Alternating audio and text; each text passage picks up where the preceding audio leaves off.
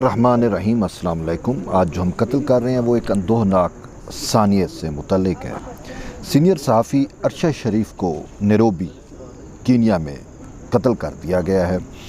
और ये कत्ल क्यों हुआ, किस तरीके से हुआ, इस बारे में बहुत सारी मुतज़ाद ख़बरें भी आ रही हैं। चूँकि एक दूर पार का मुल्क है कीनिया, जहाँ से ये चीज़ें आ रही हैं और शायद उनको भी अदराक नहीं था कि अरशद शरीफ पाकिस्तान के इतने मायानाज सहाफ़ी हैं।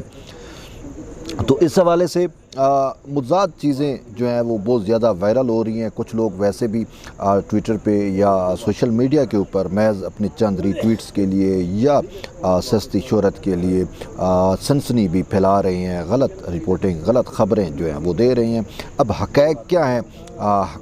वो तो जब कोई इन्वेस्टिगेशन सही तौर के ऊपर होगी तो चीज़ सामने आ सकेगी। लेकिन अरशद शरीफ पाकिस्तान के सहाफ़त में एक मायानाज सहाफ़ी भी रहे हैं और उनका एक नाम रहा है और ख़ासकर वो आखिरी उसमें अपनी मौत से कबल ARY TV चैनल के साथ वाबस्ता थे। उससे पहले डॉन वग़ैरह और बहुत सारे और भी उन्होंने दुनिया TV और इस टाइप के बहुत सारी शायद न्यूज़ ऑर्गेनाइजेशंस में उन्होंने अपने फ़रज़ सर अंजाम दिए हैं और उनको पाकिस्तान का एक अच्छा और आला पाए का सहाफ़ी माना जाता रहा। अगरचे उनके नज़रियात कुछ भी हों, मुझे भी उनके शायद नज़रियात से इख्तलाफ हो सकता है, क्योंकि हर सहाफ़ी का अपना एक सोच, अपना एक समझने का पॉइंट ऑफ व्यू होता है और वो उसी पैराए में ही सारी चीज़ों को देखते भी हैं। और शायद यही अरशद शरीफ अभी कुछ इसी तरीके से थे। लेकिन अरशद शरीफ की मोस्टली जो रिपोर्टिंग है वो हमें प्रो एस्टेब्लिशमेंट मिलती है। मास हुआ है इमरान खान की रजीम चेंज और उसके बाद का कुछ पहलू ऐसा है जो अरशद शरीफ का थोड़ा बहुत एंटी एस्टेब्लिशमेंट आप कह सकते हो अब है। और इसके साथ साथ अरशद शरीफ को जो है वो मेन स्ट्रीम मीडिया से नौकरी से या तो निकाल दिए गए या वो ख़ुद जो है मुल्क छोड़ के चले गए जब रजीम चेंज हुआ। और फिर उन्होंने कोई एक मशहूर प्रोग्राम भी किया था। उसके बाद जब शायद उन्होंने सोचा कि मेरा पाकिस्तान में रहना मुमकिन नहीं है तो वो अज़ ख़ुद एक दिन सुबह में ख़बर मिली कि अरशद शरीफ जो है वो दुबई चले गए हैं। और कुछ दोस्त कहते हैं कि दुबई से वो लंदन में गए और फिर लंदन से जो है वो कीनिया गए। और यूं इंसान की जहाँ पे मौत लिखी होती है, मौत तो बरहक है ना, मौत जब इंसान की लिखी होती है तो जिस जगह पे जिस वक्त पे मौत लिखी होती है तो वो मौत उसको उसी जगह पे ले जाती है। शायद अरशद शरीफ की मौत कीनिया नैरोबी में इसी तर्ज के ऊपर लिखी थी जिस तर्ज के ऊपर उनको जो है वो मार दिया गया। अब इस हवाले से मुतज़ाद रिपोर्ट्स के साथ साथ हम जो रिलाई कर रहे हैं वो कीनिया की नेशनल पुलिस सर्विस जो है उसकी एक स्टेटमेंट अभी आई है। इससे पहले मुतज़ाद ख़बरें वो भी हम आपसे डिस्कस करेंगे। लेकिन जो रिपोर्ट आई है नेशनल पुलिस सर्विस नैरोबी की जानिब से उस पर हम रिलाई कर रहे हैं। और उस रिपोर्ट के मुताबिक उन्होंने कहा है कि अरशद शरीफ अपने एक भाई के साथ एलिजिडली जो उनका ब्रदर है उनके साथ वो नैरोबी में सफ़र कर रहे थे। गाड़ी नंबर उन्होंने लिखा है कि KDG 200M KDG 200M उनकी गाड़ी का नंबर था, व्हीकल का नंबर था। और रीज़न ये बताई जा रही है कि एक गाड़ी को पुलिस चेज़ कर रही थी और इसी से मुशाबे गाड़ी थी, कलर था या कुछ भी, तो कोई एलिजिडली कोई बच्चे का मामला था, कोई अगवा हुआ या कुछ भी, तो जिस तरीके से होता है तो इनकी सिमिलर गाड़ी थी और पुलिस ने इनको रुकने का कहा या रोड ब्लॉक्स हुआ था वहाँ पे रुकने का कहा। लेकिन शायद इन्होंने गाड़ी नहीं रोकी जिसकी वजह से पुलिस की जानिब से फायर किए गए और उस फायर के नतीजे में अरशद शरीफ जो है वो जाँ बहक हो गए हैं। इसके साथ साथ जो नेशनल पुलिस सर्विस की जानिब से स्टेटमेंट दी गई है उस स्टेटमेंट में ये कहा गया है कि ये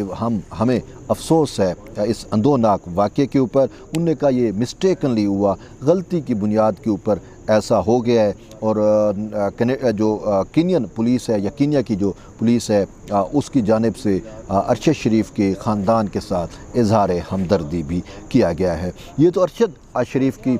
ڈیتھ سے متعلق یا قتل سے متعلق جو آفیشیل سٹیٹمنٹ ہے اس کے کچھ مدرجات میں نے آپ کو بتائے ہیں، لیکن ایک سٹار نیوز ہے اس کی جانب سے بھی ایک رپورٹ آئی تھی اور اس میں یہ کہا جا رہا تھا کہ ایک بچہ جو ہے وہ اغوا ہوا، تو اس بچے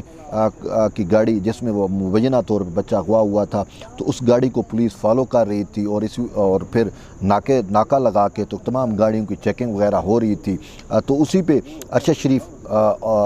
کی گاڑی بھی وہاں پہ موقع پہ آئی، تو اس کو روکنے کی کوشش کی گئی یا گاڑی نہیں رکی، تو جس پر پولیس نے جوابی کارروائی کی اور اس کے بعد یہ اندوناک واقعہ جو ہے رونما ہوا۔ لیکن یہ چیز تو حقیقت ہے کہ ارشد شریف کا جو واقعہ ہوا اس میں یہاں پہ جو پاکستان میں کیا سرایاں کی جا رہی ہیں وہ میرا نہیں خیال اس میں کوئی صداقت ہے یا کوئی حقیقت ہے۔ بات یہ ہے کہ کوئی بھی پولیس سپوز کرو یہاں پہ جو خاص ایک مخصوص طبقہ ہے جو کنفیوژن پھیلانے کی کوشش کر رہا ہے اور عوام کے اندر ایک چیز جو ہے وہ یہ ان کے مائنڈ میں یہ بھرنے کی کوشش کر رہا ہے کہ ارشد شریف کو جو ہے انہوں نے مروایا، جن کی وجہ سے ارشد شریف پاکستان چھوڑنے پہ مجبور ہوا۔ بات یہ ہے کہ کوئی کتنا بھی طاقتور ہو وہ کسی اور ملک کی پولیس کو کیسے انوالو کر سکتا ہے، اور پھر ایسا بھی آپ دیکھیں کہ کوئی بھی پولیس جو ہے وہ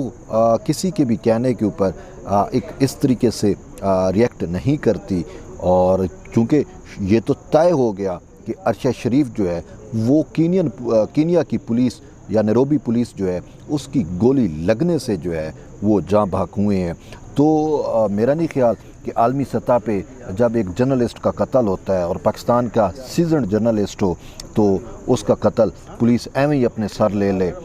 یہ جو واقعہ نریٹ میں نے کیا یہ واقعہ تو حقیقت ہے کہ خود نیروبی پولیس کے جو چیف ہے اس کی جانب سے یہ واقعہ نریٹ کیا گیا ہے اور بتایا گیا ہے کہ کس طریقے سے غلطی سے جو ہے وہ ارشد شریف کا قتل ہوا۔ تو ان کی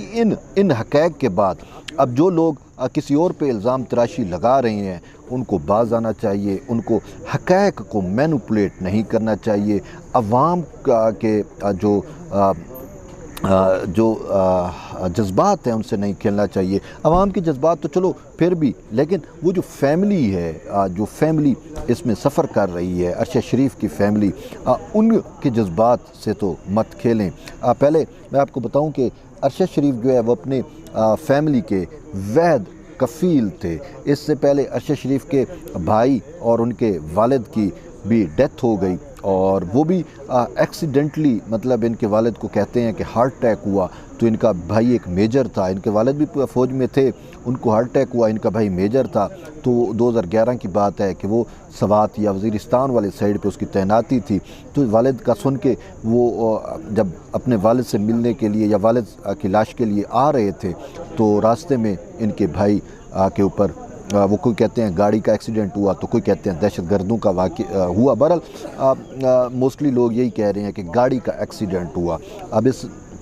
اس کے بعد یعنی کہ ایک ہی دن میں ارشد شریف کے گھر سے 2 جنازے نکلے، اور اس کے بعد ارشد شریف اپنے گھر کے وحید یا اپنے خاندان کے وحید کفیل تھے جو یہ اپنے گھر کی رسپانسبلٹی ذمہ داریاں جو ہے وہ نبھا رہے تھے۔ اس حوالے سے بہت سارے سینئر جرنلسٹ اور ان جرنلسٹ جنہوں نے ارشد شریف کے ساتھ کام کیا ان سے جب ہم نے بات کی تو انہوں نے کہا کہ ارشد شریف اپ رائٹ انسان تھے، وہ اپنے صحافی ورکرز کے ساتھ بھی جو ہے خندہ پیشانی سے پیش آتے، اگر کسی کا کوئی مسئلہ ہو جاتا تو ارشد شریف اس مسئلے کو حل کرنے کے لیے بھی ہمتاً کوشش یا جدوجہد جو ہے وہ کرتے تھے۔ میری آخری ملاقات جو ارشد شریف سے چند ماہ پہلے ہوئی تھی، ایئر وے کے آفس میں جانا ہوا کسی کام کے سلسلے میں، تو وہاں ارشد شریف سے ملاقات ہوئی۔ بہرحال بات یہ ہے کہ جس کی جہاں پہ موت لکھی ہوتی ہے اب اس کو ویسے آ جاتی ہے۔ اب کوئی فیکٹ فائنڈنگ کمیشن بنتا ہے تو حقائق مزید سامنے آ سکتے ہیں۔ اس حوالے سے پاکستان کی جتنی بھی وہ صحافتی تنظیمیں ہیں انہوں نے بڑے دکھ کا اظہار کیا ہے۔ اس کے ساتھ ساتھ ISPR کا بھی ریئیکشن آیا ہے، اور سب سے بڑھ کے جو پاکستان کے حکومت ہے، خود شہباز شریف، وزیر اعظم شہباز شریف نے کینیا کے صدر سے بھی اس معاملے پہ گفت و شنید کی ہے، ٹیلی فون کی ہے، اور پھر وزارت خارجہ اس حوالے سے بہت زیادہ متحرک ہے۔ چیئرمین پاکستان پیپلز پارٹی وزیر خارجہ بلاول بھٹو زرداری نے کہا کہ ہم نے جو ہے وہ سفارتی سطح پہ اس معاملے کو اٹھایا ہے۔ میرے خیال میں شاید کینیا کے سفیر کو بھی بلایا گیا تھا تھوڑی دیر پہلے وزارت خارجہ میں، اور ان کی لاش کو بھی عزت و تکریم کے ساتھ پاکستان لانے میں وزارت خارجہ اپنا کردار ادا کر رہی ہے۔ تو یہ ساری چیزیں وقت کے ساتھ ساتھ نتھر کے سامنے آئیں گی تو ہم آپ کو مزید آگاہ کر سکیں گے۔ بہرحال تب تک کے لیے اجازت دیں، پھر ملتے ہیں ایک نئے ویڈیو کے ساتھ۔ اجازت دیں، اللہ حافظ۔